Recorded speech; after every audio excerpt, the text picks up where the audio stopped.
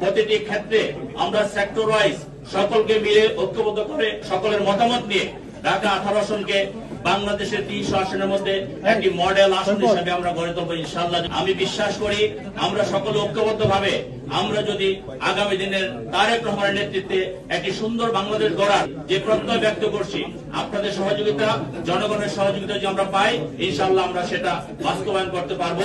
আমাদের যে স্লোগান সবার আগে বাংলাদেশ, ইনশাআল্লাহ আমরা সেই স্লোগান থেকে আমরা আগামী দিনে বাংলাদেশকে এগিয়ে নিয়ে যাব। সকলকে ধন্যবাদ।